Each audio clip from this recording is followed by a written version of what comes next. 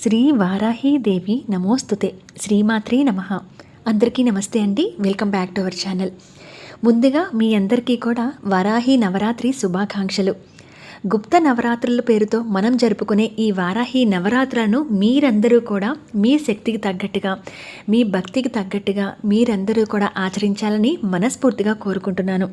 ఆ తల్లి ఆశీస్సులు, ఆ తల్లి చల్లని చూపు మనందరి మీద ఉండాలని మనస్ఫూర్తిగా కోరుకుంటూ ఇవాల్టి వీడియోలో ఈ వారాహిదేవి నవరాత్రి మొదటి రోజు పూజా విధానాన్ని, అలాగే ముఖ్యంగా అడుగుతున్న కొన్ని సందేహాలను కూడా ఈ వీడియోలో తెలియజేస్తే స్టార్ట్ చేయాలి అనుకున్న వాళ్ళకి ఎంతో ఉపయోగకరంగా ఉంటుందనుకుంటున్నాను. 26 నుంచి జూన్ మొదలయ్యే ఈ గుప్త నవరాత్రులను ఉదయం చేయాలా, సాయంత్రం చేయాలా, పూజాపీఠాన్ని ఏ సమయంలో ఏర్పాటు చేసుకోవాలి, పెళ్లి కాని వారు చేయొచ్చా, ఇవన్నీ చాలా అడుగుతూ ఉన్నారు. ఒకసారి వాటన్నిటి కూడా క్లారిటీ ఇస్తూ పూర్తి పూజా విధానాన్ని, మొదటి రోజు పూజా విధానాన్ని ఈ వీడియోలో షేర్ చేస్తున్నాను. ముందుగా మనము ఆషాఢ గుప్త నవరాత్రులని ఈ 2025వ సంవత్సరంలో జూన్ 26 నుంచి మొదలుకొని జూలై 4 వరకు చేసుకోబోతున్నాం. అయితే జూన్ 26 ఉదయం నుంచి చేసుకోవాలా, రాత్రి నుంచి చేసుకోవాలా అని అంటే ఈ పూజని ఎక్కువ కూడా వారాహిదేవి అమ్మవారికి ప్రదోషకాల సమయం దాటిన తర్వాత, అంటే 6-6:30 దాటిన తర్వాత సాయంత్రం పూజ చేస్తూ ఉంటారు. అయితే ఉదయం అమ్మవారిని పూజించకూడదని ఏమీ లేదండి, చేసుకోవచ్చు. తెల్లవారుజామునే సూర్యోదయానికి ముందే చేసుకుంటే మంచిది, లేదా తర్వాత అయినా చేసుకోవచ్చు.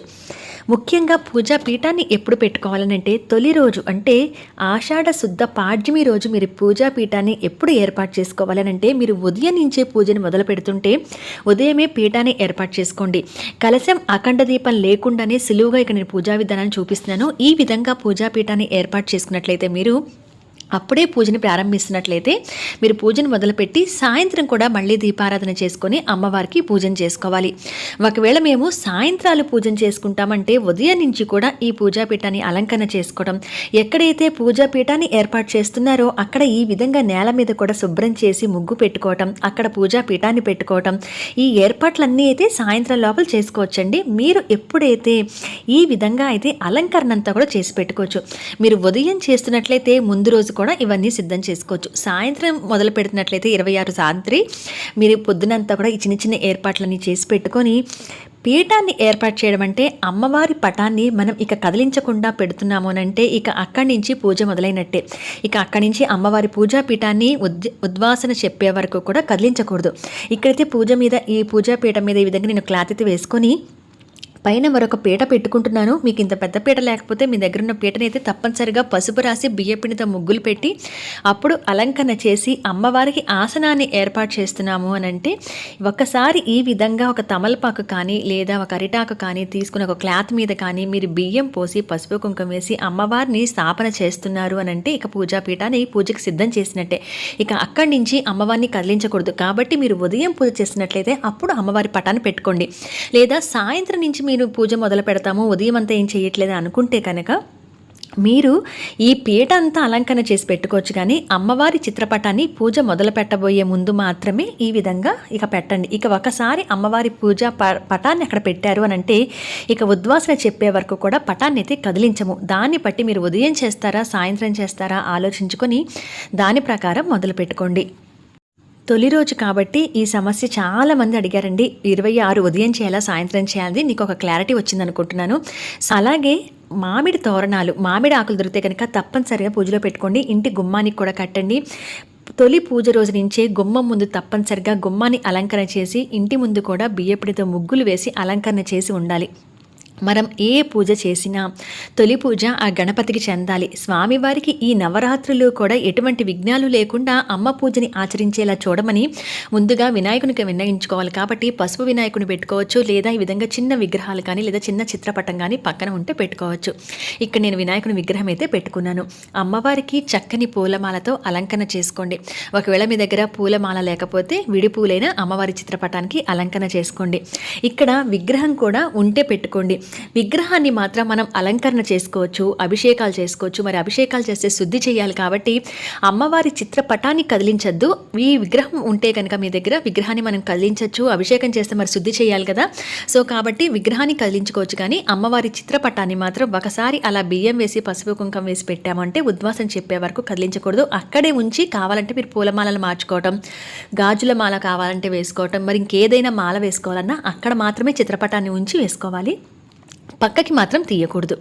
ఇక ముందుగా దీపారాధన చేసి మీరు కావాలంటే కామాక్షి దీపాన్ని కూడా నిత్యం వెలిగించుకునేలా చూడండి. ఒకవేళ మీ దగ్గర ఉంటే కనుక కామాక్షి దీపాన్ని కూడా వెలిగించండి. ఇక దీపారాధన చేసి తొలిగా ఆ దీపానికి నమస్కారం చేసుకొని ఆ తర్వాత వినాయకుడికి కూడా పూజ చేసుకొని తొలి రోజు స్వామివారికి కూడా అన్ని ఉపచారాలతో పూజ చేయాల్సిందే. పూజ చేసిన తర్వాత స్వామివారికి ఎటువంటి విఘ్నాలు లేకుండా ఈ నవరాత్రి పూజని ఆచరించుకోవాలి అని చెప్పి మనస్ఫూర్తిగా స్వామివారికి నమస్కారం చేసుకొని స్వామివారికి బెల్లము, అటుకులు బెల్లం కానీ లేదా ఉండ్రాళ్ళు కానీ, కుడుములు, పండ్లు, చెరుకు ముక్క, బెల్లం ఒకటైనా, ఖర్జూరం కానీ ఇటువంటివి ఏవైనా స్వామివారికి నివేదన చేయవచ్చు. స్వామివారికి నైవేద్యం పెట్టిన తర్వాత హారతి చూపించిన తర్వాత అమ్మ పూజని మొదలు పెట్టాలి.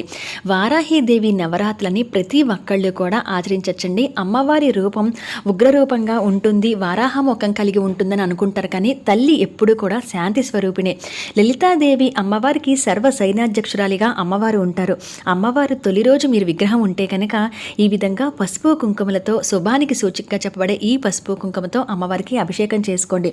ఒకవేళ మీరు ఏదైనా కాయిన్ కానీ, వెండి కాయిన్ కానీ, రాగి కాయిన్ కానీ లేదా 1 రూపీ కాయిన్ కానీ పెట్టుకొని అమ్మవారి ప్లేస్లో పెట్టుకొని అభిషేకం చేసుకోవచ్చు. కుంకుమ పూజ చేసుకుంటాం అనుకుంటే అలా కాయిన్ పెట్టుకొని ఒక బౌల్లో ఇలా అభిషేకం కూడా చేసుకోవచ్చు. ఆ కాయిన్ కూడా ఏం చేయాలో నేను చెప్తాను. ఇలా అమ్మవారి విగ్రహం ఉన్న వాళ్ళైతే లేదా ఆ కాయిన్ పెట్టుకున్న వాళ్ళైతే తప్పనిసరిగా అమ్మవారికి అభిషేకం చేసుకోండి. అయితే ఇది రోజు చేయొచ్చు అమ్మవారికి, లేదా ఏదైనా కుదిరిన రోజు కూడా మీరు అమ్మవారికి అభిషేకం చేయొచ్చు. ఈ విధంగా అమ్మవారిని అభిషేకం చేసిన తర్వాత ఆ జలం ఏదైతే ఉందో అది ఇల్లంతా కూడా ఒక పువ్వు కానీ తమలపాకు తీసుకొని ఆ పసుపు కుంకుమ నీళ్ళతో ఇల్లంతా చల్లి మిగతా నీటిని ఎవరు తొక్కని ప్రదేశంలో అయితే వేయండి. ఇక ఇక్కడ అమ్మవారికి నేను ఒక తెల్లటి పేపర్ మీద శ్రీమని అమ్మవారి బీజాక్షరాలు రాసుకొని నా కోరిక అయితే రాసుకుంటున్నాను, నా సంకల్పం ఏదైతే ఉందో అది రాసుకుంటున్నాను. ఇది మీరు నమ్మి చేయదలుచుకుంటే కనుక చేసుకోండి. ఇలా 9 రోజులు కూడా ఈ కోరికని అక్కడే అమ్మవారి దగ్గరే పెట్టి పూజ చేసుకుని చూడండి. అంటే ఈ పేపర్ మీద రాస్తే కోరిక తీరుతుందా, అమ్మవారి పూజ కోరిక తీరితేనే చేస్తామని కాకుండా మనం ఏ సమస్యలు అయితే మనం అనుకుంటున్నామో, బయటపడాలనుకుంటున్నామో, ఏ కోరిక అయితే నెరవేరాలని అనుకుంటున్నామో ఆ కోరిక అమ్మవారి దయ వల్ల తీరుతుంది. ఆ సమస్య నుంచి బయటపడే దారి మనకి ఆ అమ్మ చూపిస్తుందని నమ్మి అప్పుడు మాత్రమే ఈ వారాహి నవరాత్రిని మొదలు పెట్టండి. ఎప్పుడు కూడా మన కోరికలు తీరితేనే పూజ చేస్తామని ఎప్పుడు అనుకోకూడదు. భగవంతుడు మనకి దారి చూపిస్తాడు, ఆయన ఎప్పుడు మనకు తోడుగా ఉంటాడని నమ్మి, ఆ అమ్మవారి తోడుగా ఉంటుందని నమ్మి మాత్రమే పూజలు చేయాలి. ఇక్కడ శ్రీమాత్రే నమః అని పేపర్ మీద మొదటిగా రాసుకున్నాను కదా, ఆ తర్వాత మీలో ఉన్న ఆ కోరిక సంకల్పం ఏదైతే ఉందో ఆ పేపర్ మీద రాసుకొని ఫోల్డ్ చేసేసి బయట కూడా శ్రీమని రాసుకొని అమ్మవారి ముందు ఉంచండి. ఇక ఆ తర్వాత అభిషేకం చేసిన ఈ విగ్రహాన్ని అమ్మవారిని ఈ విధంగా అయితే సింహాసనం మీద నేను అలంకరణ చేస్తున్నానండి.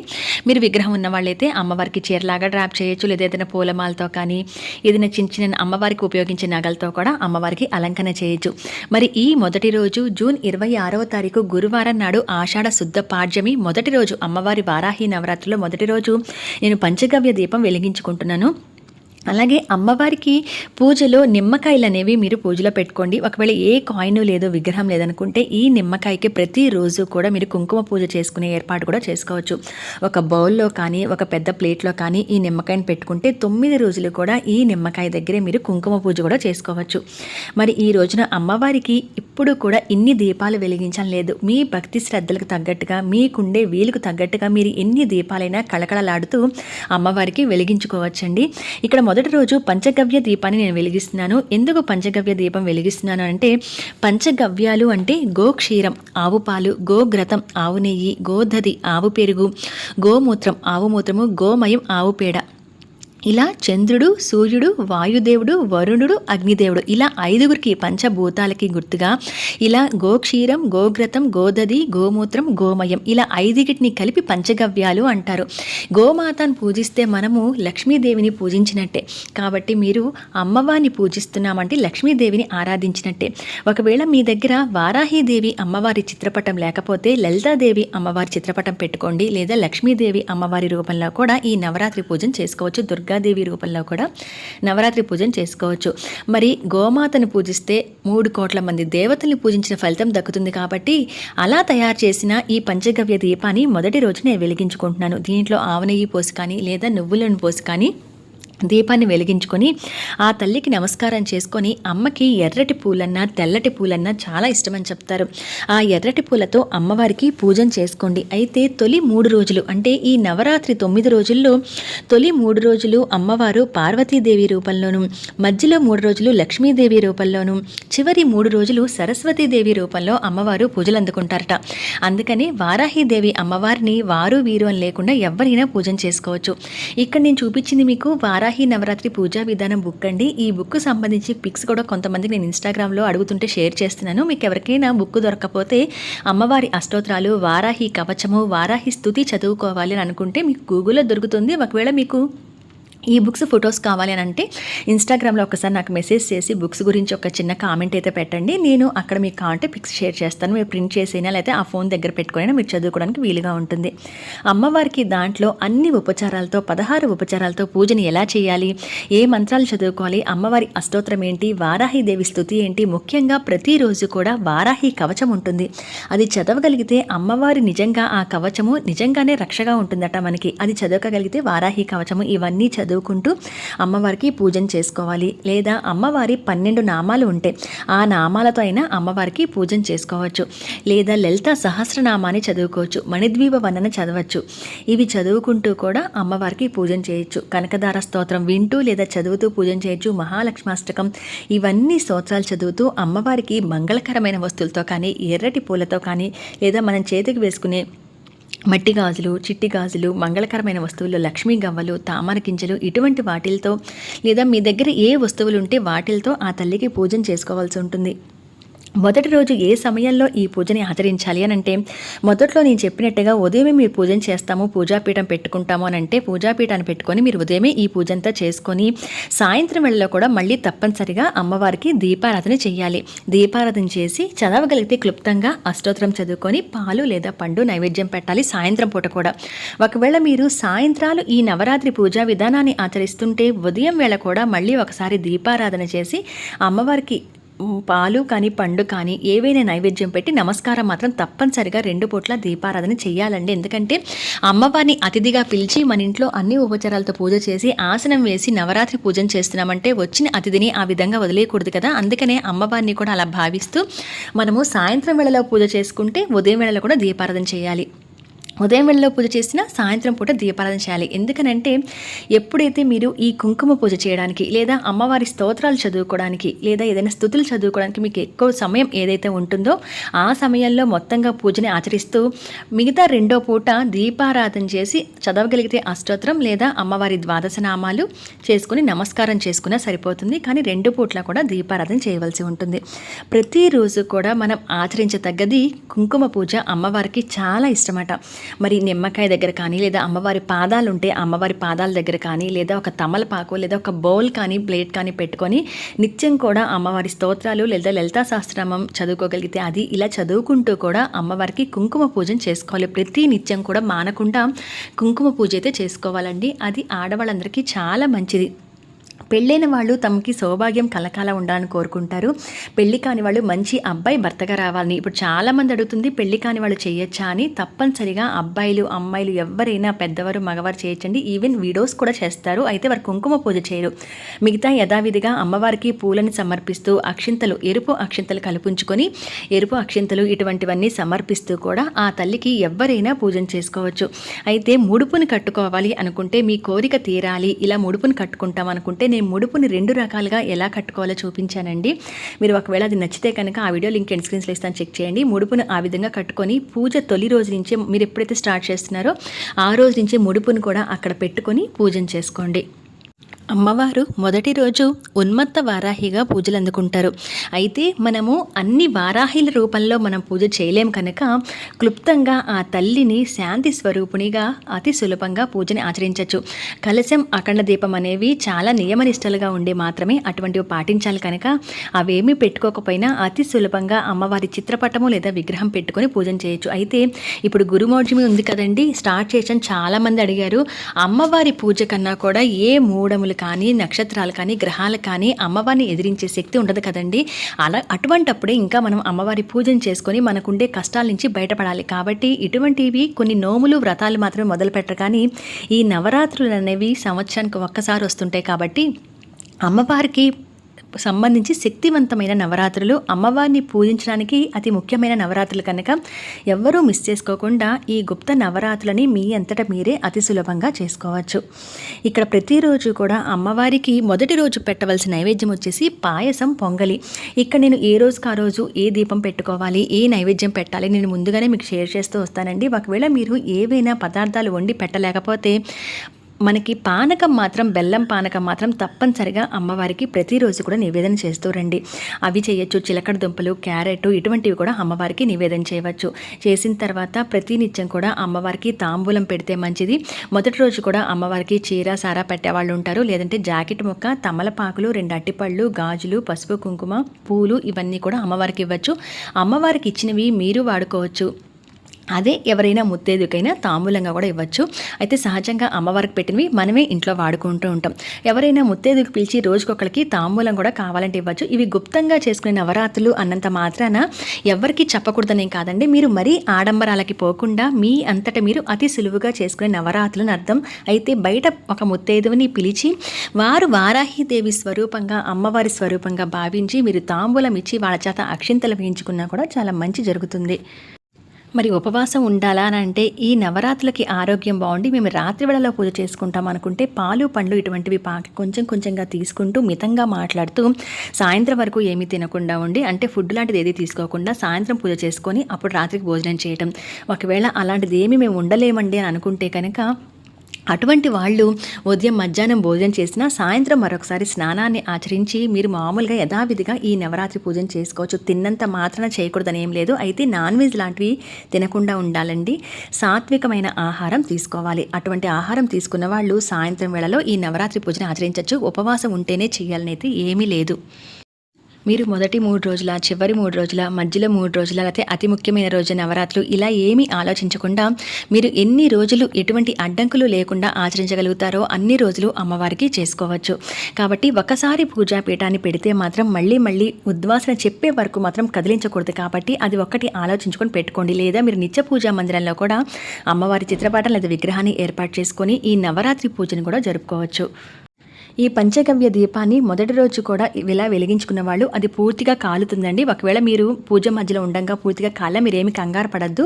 ఆ పంచగవ్యం అనేది పూర్తిగా అంటుకుంటుంది. అలా పూర్తిగా వెలిగిన తర్వాత, కొండెక్కిన తర్వాత ఒక బూడిదలాగా ఫామ్ అవుతుంది. తర్వాత పూర్తిగా చల్లారిపోయిన తర్వాత తీసి నుదుటిని ధరించండి. మిగతా అంతా కూడా ఎవరు తొక్కని చోటైతే పడేసేయండి. ఇంట్లో పిల్లలు ఉన్నా కూడా నమస్కారం చేసుకోమని ఇంట్లో అందరూ, కుటుంబ సభ్యులందరూ కూడా నమస్కారం చేసుకోండి. అమ్మవారిని ఆరాధించడం వల్ల కోర్టు సమస్యలు ఏదైనా ఉన్నా తీరిపోతాయి. అలాగే భూ తగాదాలు ఏదైనా బయటపడతాయి. మనకి గృహ సొంత ఇంటి కల నెరవేరాలన్నా అమ్మవారిని ఆరాధించాలి అని చెప్తారు. అంతేకాకుండా ఏదైనా పని తలపెడితే తప్పనిసరిగా విజయం సిద్ధిస్తుందట. అమ్మవారు సర్వ సైన్యాధ్యక్షురాలిగా ఉంటారు కాబట్టి దండనాథ అని అమ్మవారికి పేరు. అందుకని ఏ పని మీద వెళ్ళినా కూడా అమ్మవారికి నమస్కారం చేసుకొని ఈ నవరాత్రులు పూజ చేయడం వల్ల వాటిల్లో విజయం లభిస్తుందని చెప్తూ ఉంటారు. అందుకని ప్రతి ఒక్కళ్ళు కూడా వారాహి గుప్త నవరాత్రులను తమంతట తామే అతి సులువుగా ఈ విధంగా అమ్మవారికి పూజన చేసుకోవచ్చు. మీరు వారాహిదేవి అమ్మవారి చిత్రపటాన్ని పెట్టుకోలేమండి అనుకుంటే లలితాదేవి రూపంలో లేదా లక్ష్మీదేవి చిత్రపటం అందరిలో ఉంటుంది. ఆ అమ్మవారి రూపంలో అయినా పూజించుకోవచ్చు. నేను చెప్పా కదండి, మొదటి 3 రోజులు పార్వతీదేవిగా, మధ్యలో 3 రోజులు లక్ష్మీదేవిగా, చివరి 3 రోజులు సరస్వతీదేవిగా అమ్మవారు కొలువై ఉంటారు కనుక మీరు ఏ రూపంలో అయినా అమ్మవారిని ఆరాధించవచ్చు. కాబట్టి మీ కోరికలన్నీ నెరవేరుతాయి. తప్పనిసరిగా మంచిగా మార్పు అయితే జీవితంలో వస్తుందండి. మనం అనుకున్న కోరికలు తప్పనిసరిగా నెరవేరి తీరుతాయి. భక్తి శ్రద్ధలతో అమ్మవారిని ఎంతవరకు ఆరాధించగలరో అంతవరకు పూజించండి. ప్రతి నిత్యం కూడా కుంకుమ పూజ చేసుకోండి. ఆ కుంకుమ పూజ అయిన వెంటనే నైవేద్యం పెట్టి అన్నీ చేసిన వెంటనే తప్పనిసరిగా అది నుదుటున పూజ చేసిన వాళ్ళు, ఇంట్లో కుటుంబ సభ్యులందరూ కూడా నుదుటును ధరించండి. ఇంటికి అలాగే మీకు ఒక రక్షగా పనిచేస్తుంది ఆ కుంకుమ కూడా. 9 రోజులు కూడా అదే ప్లేట్లో ఆ నిమ్మకాయ కానీ లేదా ఒక ప్లేట్లో కానీ కాయిన్ మీద కానీ కుంకుమ పూజ చేసుకునేలాగా ఏర్పాటు చేసుకోండి. 9 రోజులు ఉద్వాసం చెప్పే వరకు అక్కడే కుంకుమ పూజ చేసుకుంటే చాలా మంచిది. ఇదండి నవరాత్రి మొదటి రోజు పూజా విధానం, వారాహి గుప్త నవరాత్రి మొదటి రోజు పూజా విధానం. ఇన్ఫర్మేషన్ అంతా మీకు నచ్చుతుంది. ఎటువంటి సందేహం లేకుండా 26 నుంచి మీరు నవరాత్రి పూజని మొదలు పెట్టాలి. అలా మీరు కూడా చేసుకుంటారని కోరుకుంటున్నాను. ఆ తల్లి దయ వల్ల మీ కోరికలన్నీ కూడా నెరవేరాలని మనస్ఫూర్తిగా కోరుకుంటున్నాను. మరి మరొక మంచి వీడియోతో రెండవ రోజు పూజా విధానంతో మళ్ళీ కలుద్దామండి. అంతవరకు సెలవు. నమస్కారం. శ్రీమాత్రే నమః. నమో వారాహిదేవి నమోస్తుతే.